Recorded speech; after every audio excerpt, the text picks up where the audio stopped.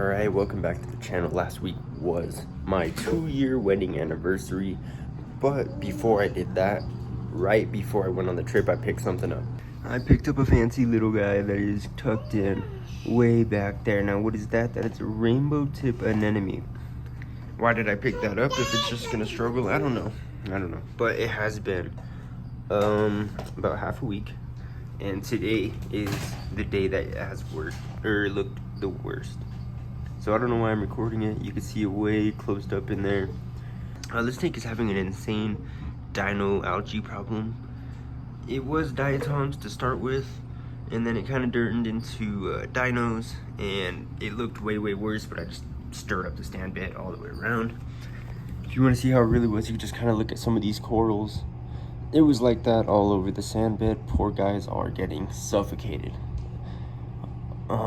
The difference between today and yesterday, I'm not sure, but there's definitely a lot more dinos in this tank than there was. And I'll throw up a couple clips, but this bubble tip anemone was very cool. It looks awesome. It may be closed up now, maybe it'll open up a little later. I dosed some phytoplankton into this tank. Hopefully that'll kind of get the copepod population up, so that way we could fight this algae. But as far as the tank goes, that is it now. The clownfish absolutely loves it. My little baby absolutely loves it. Eventually we'll start to get things going with this tank. I was reading up on a couple things to possibly do. I know adding Phosguard could be a benefit. I'm not gonna do that. The whole reason this is happening is probably because I have no nutrients in the water. So I dose phytoplankton, try and get some nutrients in the water so that way I can start growing other types of algae that'll just overpower this. But until we get there, back to the main display tank. This tank is looking great, and maybe I'll scrape the glass real quick.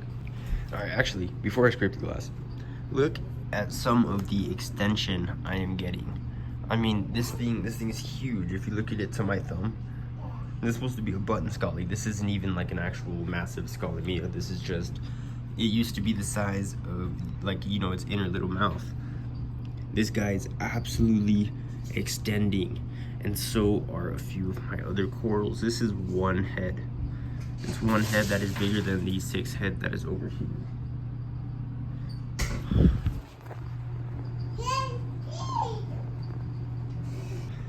Anyways, the corals are getting tons of polyp extension. You can see even my tiny frag over here is absolutely stretching.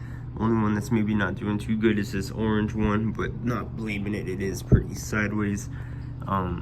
There is rock under here, just it got covered in sand, and I guess that's where it's gonna stay because I never glued it down there. The other corals are doing good. My torch corals are extending. They were a little extended earlier, but now not so much.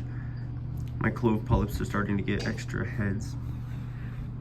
And this is kind of all leaving me very confused because all I did was stop dosing. Which, maybe it's because they're not used to like a dosing schedule, but you know, before I went on the trip, I did a water change and I knew I wasn't going to be able to dose when I was gone. So I just did not dose. And when I came back, I was like, should I dose again? Which was yesterday. And for some reason, I just didn't. I mean, it was a super busy day, don't get me wrong, but I didn't dose. And now my corals are almost looking better than they ever have, which is kind of, it's interesting to me. Just look at the extension on this. I mean, full flower, almost starting to look like the hammer corals that we see in the shops. Even if you go down here to like my mushroom coral, it's starting to get colors, it's starting to reach out and kind of bubble up a little bit. Things are looking pretty good in this tank. So with things looking so damn good in this tank and extending so much and naturally getting their color back, and you know, with certain things coming back to life, and with one straggler that is absolutely not coming back to life. What is going on with this tank? I'm trying to figure that out. I'm gonna add a conch snail just to clear up the sand bed in general. I don't think I want to go the snail route this round. I went the snail route with my other tank, and I just have a lot of snails. They produce a lot of waste from my experience, and the fish actually in there do the job. So maybe I'll just pull some of the snails out of that tank and pull them in here. You know what? I'll actually do that, but just for a few. But other than that, I'm not really too sure what to do with this tank. I mean, the corals in it don't seem to be too happy. This coral here, it just loves any environment. I don't know. But the other two zinnia show the true colors. This is covered in mint green polyps, like green star polyps. They won't even come out.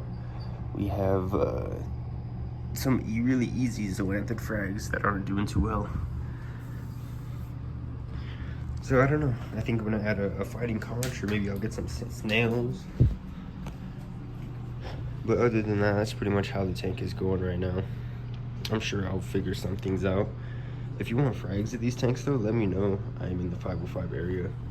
I'm gonna be putting all of my frags back in here because these guys, wow, yeah. They even look way better already from when they did earlier. So maybe I'll just move all of the frags back in here. And this is that mint green polyp I was talking about earlier.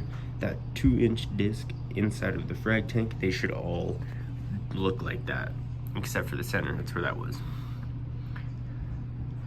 But things in this tank are looking great. This hammer coral here, it was struggling for a long time, and it doesn't look like it's gonna come back. But I guess 100% success rate would be insane. That would be my first coral to die just from kind of water quality. I think I was feeding reef reds too much. I kept my phosphates way too high. I don't think that coral really appreciated that too much, but that's okay. All the other coral deaths I've had have been from brown jelly or things like that I got from the reef show. But that coral just kind of didn't do well in my tank. Which, it's not the first time a coral hasn't done well, but it's the first time a Euphilia hasn't done well. So I've been really trying to save it, and I haven't been able to. And it's hard because look at how amazing everything else looks. Like, this coral has not looked like this since I bought it. This coral is just growing, they're splitting. I think I might actually frag this clementine zoanthid. I want to frag it up. I'm gonna go chop, chop, chop, chop, chop. And then I'm gonna put a little piece like here. And I guess this will just be my little zoa garden. I'll just kind of put all these zoas on here.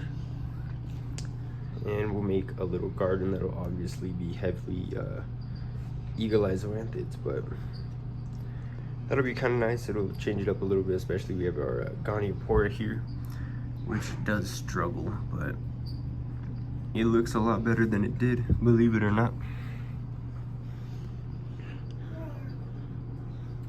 But yeah,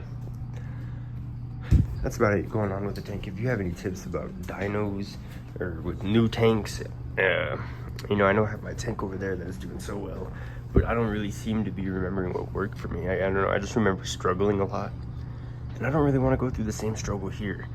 And I would just want to get to the point where my bubble tip anemone does well, because obviously that is the only coral that I can't move to the display tank.